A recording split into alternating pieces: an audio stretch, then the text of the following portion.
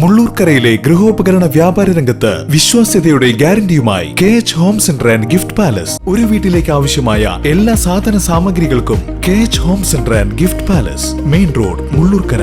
Phone 9955540953. Vadakkanchery നഗരസഭ 2025-26 സാമ്പത്തിക വർഷത്തെ ബജറ്റ് അവതരണ യോഗത്തിലും ചർച്ചയായി വടക്കാഞ്ചേരി ലൈഫ് മിഷൻ ഫ്ളാറ്റ് മുടക്കിയത് അനിലക്കരയാണെന്ന് നഗരസഭാ ചെയർമാൻ ആവർത്തിച്ചപ്പോൾ സന്തോഷ് ഈപ്പൻ കാശ് മുതലാകാതെ പാതിയിൽ ഉപേക്ഷിച്ചതാണെന്നും അത് മറ്റുള്ളവരുടെ മേൽ അടിച്ചേൽപ്പിക്കരുതെന്നും പ്രതിപക്ഷ നേതാവ് കെ അജിത് കുമാർ പറഞ്ഞു. ബജറ്റ് അവതരണത്തിന് ശേഷം നടത്തിയ അധ്യക്ഷ പ്രസംഗത്തിലാണ് വടക്കാഞ്ചേരി നഗരസഭാ chairman PN Surendran Vadakkanchery Charalparamba life mission flat പദ്ധതി മുടക്കിയത് മുൻ MLA അനിൽ അക്കരയാണെന്ന് ആവർത്തിച്ചത്.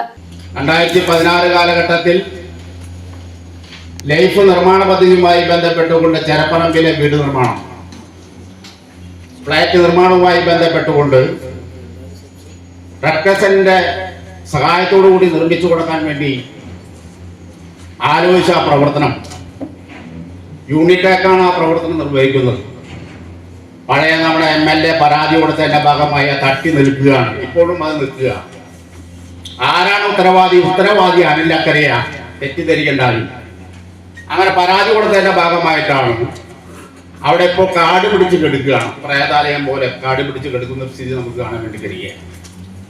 എങ്ങനെയാണ് മനുഷ്യന്മാരെങ്ങനെ ചോദിക്കാൻ വേണ്ടി കഴിയുന്നത് എന്ന് നമുക്ക് മനസ്സിലാക്കാൻ വേണ്ടി കഴിയുന്നില്ല.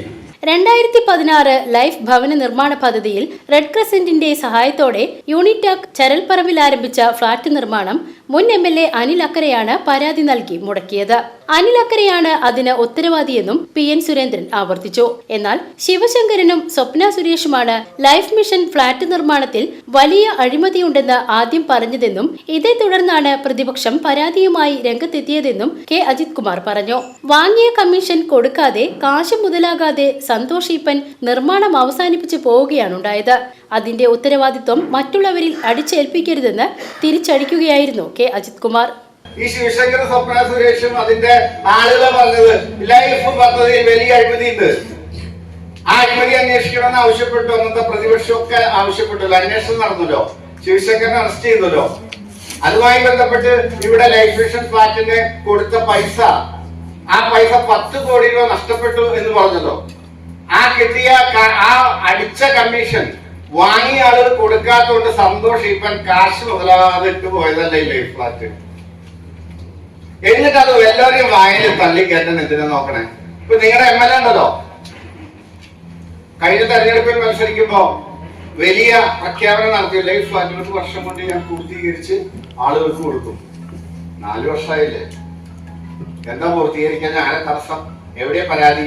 നിങ്ങൾ ഇങ്ങനെ പറഞ്ഞ് നിന്നുകൊണ്ട് അനിലക്കര വീട് മുടക്കി എന്ന് പറഞ്ഞിട്ടൊരു കാര്യമില്ല. VCB news, Vadakkanchery.